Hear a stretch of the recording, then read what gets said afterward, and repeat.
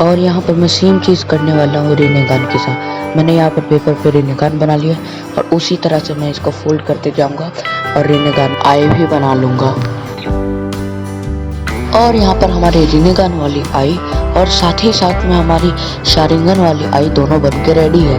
आप चाहे तो कोई और दो जुत्सु वाला भी बना सकते हैं। मैंने इसके अलावा और भी बहुत सारे दो जुत्सु वाले बनाए, मगर मैंने उनको वीडियो में नहीं दिखाया। तो ये एक नॉर्मल शारिंगन और रिनेगान, और तब तक के लिए बाय बाय।